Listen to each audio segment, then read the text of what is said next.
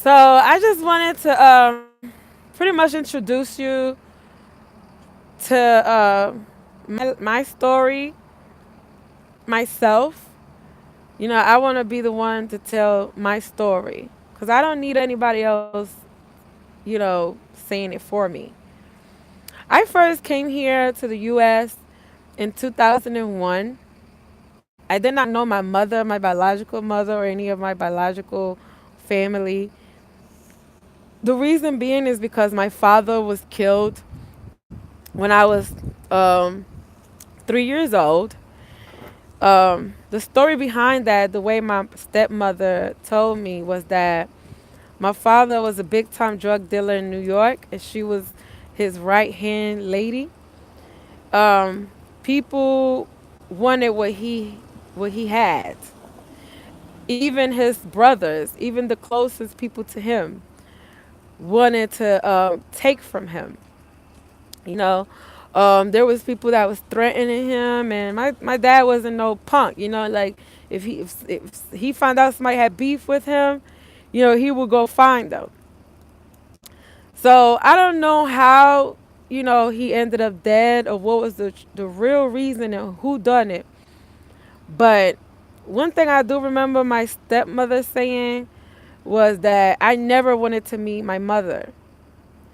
And the more she said that, the more I wanted to meet my mother because I wanted to get the true story behind. I wanted to know about me, where I came from, basically. So it didn't matter what she said to me because I still wanted to meet my mother.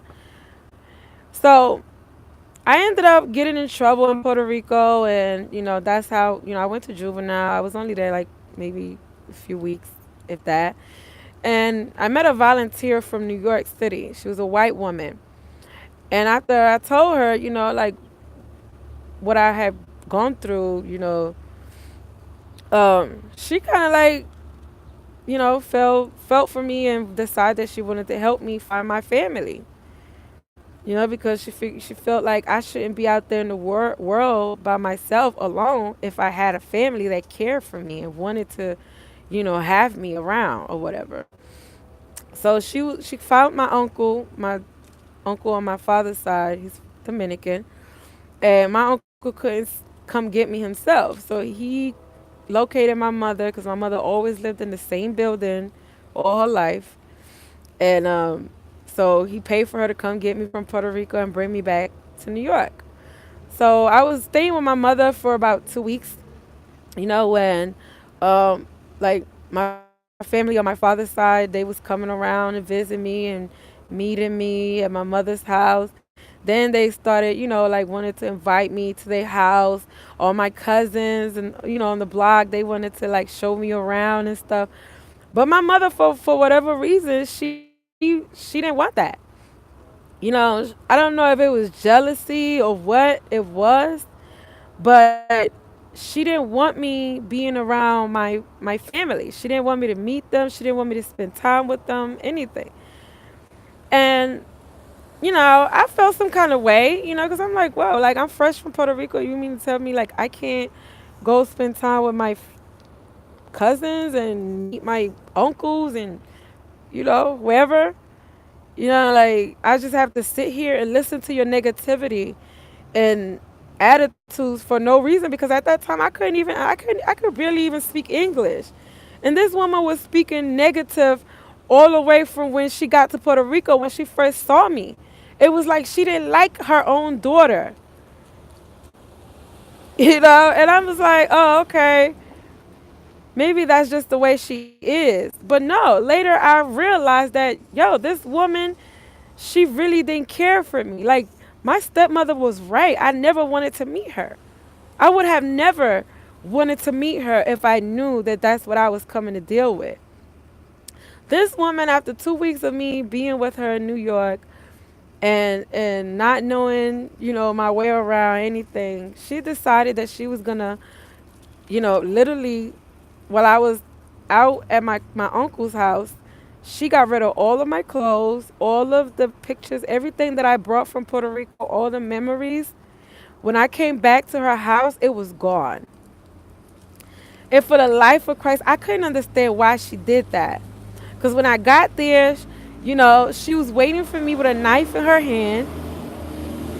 She locked me in the house, telling me that I wasn't coming back out of there. And I didn't know why she did that. I don't know what had her so angry at me. So I literally had to call the police to have them, you know, escort me out of the house so I could get away from her. So I ended up going back to my uncle that stayed on Broadway at the time. And about a week later, he gets a notice from the courts in New York City court saying that he has to go to court for, my mother's trying to take him to court to get me back in the house. I'm like, first of all, I was 17 at the time. Woman, what court is gonna decide with you to make me stay in a house where you threatening my life for no apparent reason? I just met you 2 weeks ago. I barely understand what you're saying to me. Yet you got rid of all of my memories, everything that I brought from Puerto Rico. You got rid of it. For what reason? I don't know. Now you want me back in your house by force. So the judge, of course, told her no, she couldn't do that. So after that, it was like, okay, I was freestyling. I was on my own. I was with my uncle for a little while. Then my brother on my mother's side, he was here in Georgia. And I remember talking to him on the phone, about what had taken place with my mother and everything, and where I was staying with my uncle and da da da da. He was just like, you know what? I think it's best if you come here with me, go to school, da da da da. So I'm thinking like, okay, I'm gonna go stay with my big brother. Everything's gonna be all right. I come here to Atlanta, to stay with my brother. He's here with his new girlfriend, two children, in a condo that belongs to someone else. Is a whole bunch of niggas in the house. The house is ransacked, damn near uninhabitable because they don't clean. They haven't washed dishes. They haven't flushed the toilet. They shitted all over the toilet. I mean, they didn't. There was no beds in the condo. Like literally, we was sleeping. I was sleeping on the carpet. Um, could barely take a shower in it. Could barely prepare any meals. There was no hot water. I mean, mind me, my brother was hustling. He had pockets full of money, thousands and thousands and thousands of dollars. All the niggas in the house was hustling. Everybody had money. But yet, we lived in those conditions. Not just there. When my brother got his own apartment in Clarkston after that, there too. He had no hot water, no beds. We slept on the floor. Sometimes the lights got cut off. Or we barely had food to eat. Mind me, he got his girlfriend, two kids, and a whole bunch of motherfuckers in the apartment. Once again. Okay? So this went on for, until right there at that apartment, one of his do boys, that I had linked up with, his name is Sean, which happened to turn out to be my first baby father because when my brother threw me out in the streets, and again, he got rid of, like, I had pictures from my father, that I had never, that I had never seen before. I had got those when I first got to New York. And then my brother, when he put me out of his apartment, guess what he does? He gets rid of my album with all of my pictures, or kept it. I don't know what he did with it. But he just threw my shit outside of his door, all because I was getting my hair braided by his girl, his wife now. And he didn't like the hair, being around the house, even though we was cleaning it up as she was doing my hair. So we get into an argument about the hair, and I was like, I can't believe you really like going down my throat about hair. You don't. I mean, this place is always dirty. You don't clean. You don't do anything. We clean. We do everything. Like, how can you even have anything to say? When you got dishes, you can eat and look at the same dishes for a week straight. But you complain about my hair that I'm gonna clean up, and I'm cleaning up behind your motherfucking ass too. I was just trying to talk some sense into him, but he just kept insulting me, kept, making it a problem. And I was like, I can't believe you, my brother, yo. Like, I can't believe you brought me all the way out here for this shit. My mother did me already, and now you trying to do me in. So he did it. He was like, oh, well, you don't want to live by my rules, get the fuck out. Threw all my shit outside, took my album, all my memories, my good memories. So I ended up calling, Sean. He came and picked me up and brought me to his aunt's house, where she got a whole bunch of niggas staying in the house. Then we get our own apartment. I ended up getting pregnant by this dude, you know, and he went on to, live his life as usual, and basically leave me with the motherfucking load and shit.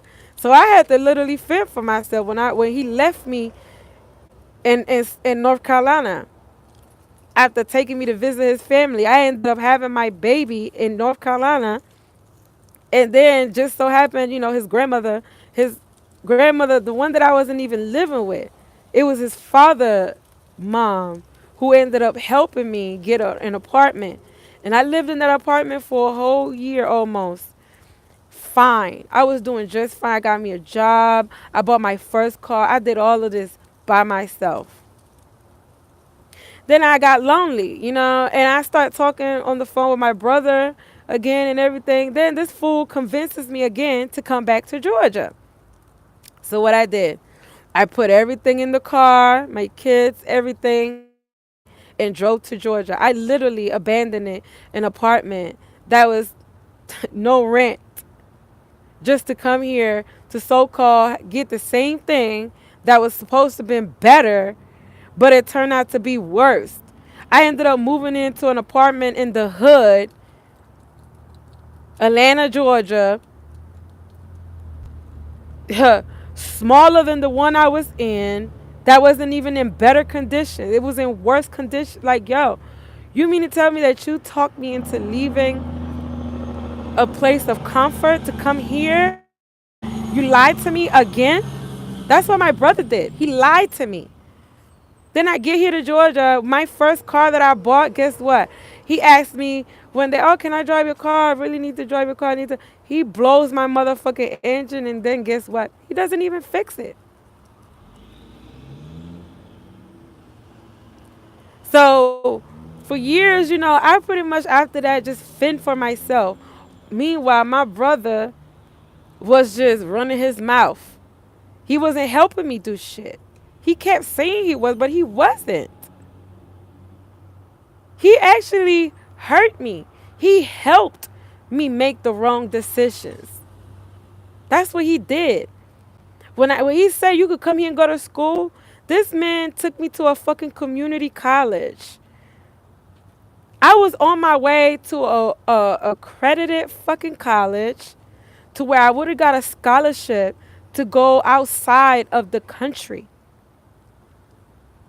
But this motherfucker lies to me about how they got better this. I know better. I could do this better, teach you. But no, motherfucker, you brought me here, and I'm in a motherfucker. You took me to DeKalb County uh, community fucking college. Then he talking about get some you need to learn ESL first. Motherfucker, I was going to a Chinese school. Honestly, I didn't really care to learn English. I needed to learn Chinese, Japanese, whatever, Korean. That's what I needed, because that was the school that I was planning on enroll. I was already enrolled when he came and got me from New York City. Second go around, I had an apartment that was better than what he claimed he had lined up for me. But then I get here and it's like, boom. And the car that I worked to buy, he blows my shit. So now I got 2 children, no transportation. And he lives down the street with his bitch and his 2 kids and the other kids that they don't made. Motherfuckers ain't helping me do a motherfucking thing. But me, single mom, everything, I'm helping them. That's what he needed me here for. So whenever they fall short, they could come get it from me. So I survived all those years by my motherfucking self, working, taking care of my children, everything by myself. My brother did not help me do shit. My brother didn't drive me anywhere to find a job. He didn't drive me to work. He didn't do none of that. I did that.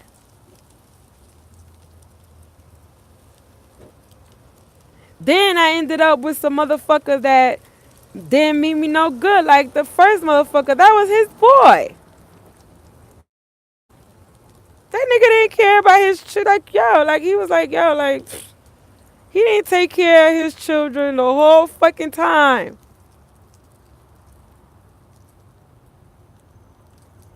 And I was living. I was doing good by I was struggling, but hey, you know, at least I had a roof over my head. At least I had transportation. My kids was fed.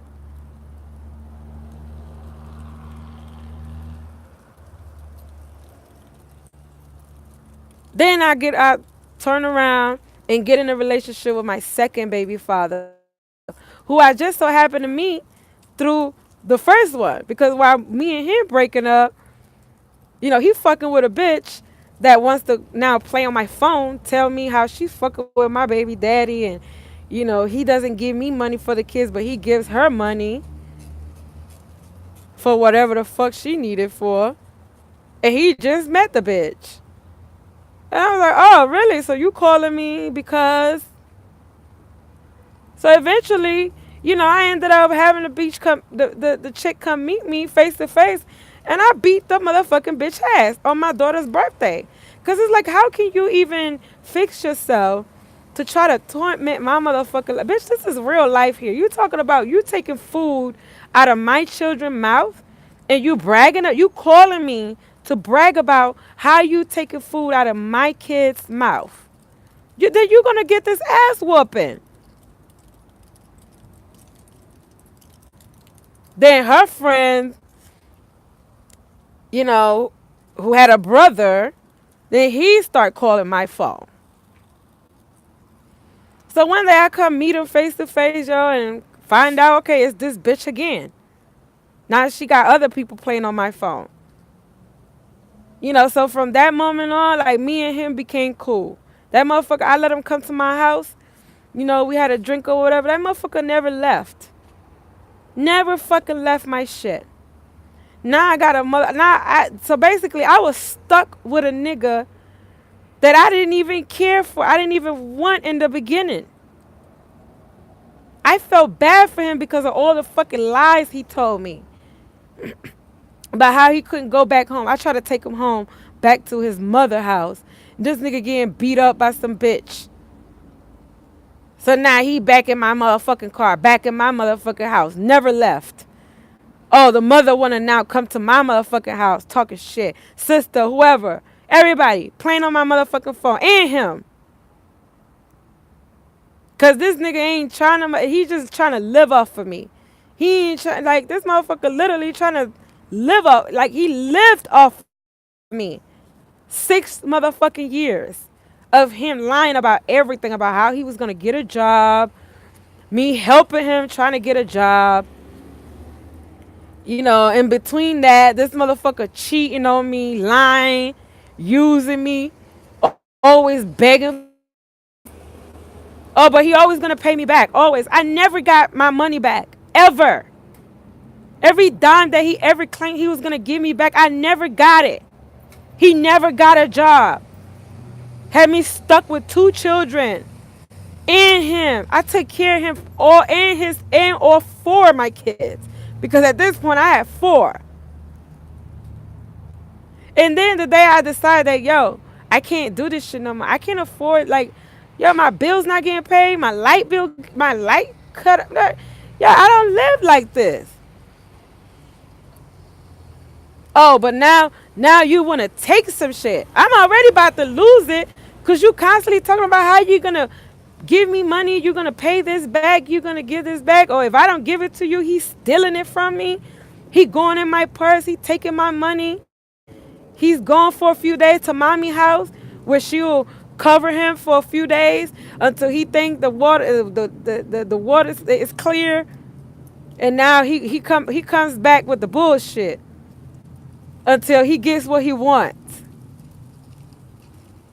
Then he runs back to mommy house. So this shit went on for damn near fucking 6 years. Him, his mother, I was in a relationship with him, his mother and his sister and whoever else he wanted to include. All the bitches he was fucking. I was taking care of the whole fucking family, damn near.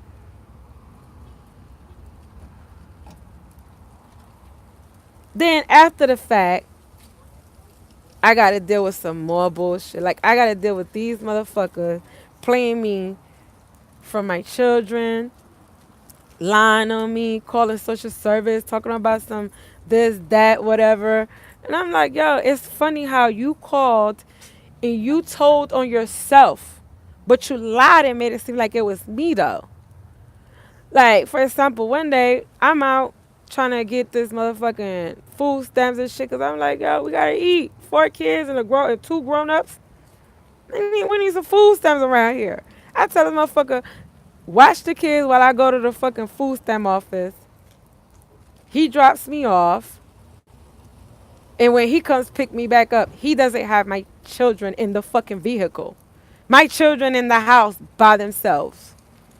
But then when I get back over there, he wants me to lie and say I left my kids with a fucking neighbor. No, motherfucker, I left my kids with you, the father. 2 of those kids are yours. So I almost lost my kids then. You know, guess what? That shit stays on my record. Because the next go around when a motherfucker calls such and such, guess what they do?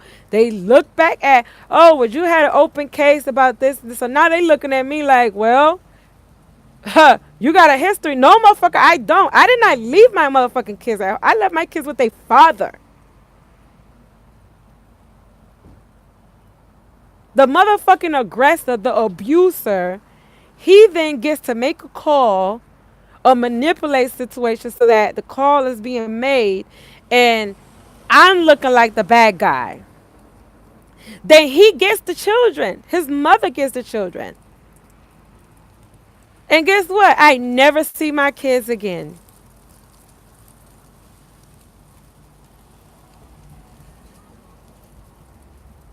I'm going to come back and finish this story in a minute. Because it gets even better than this.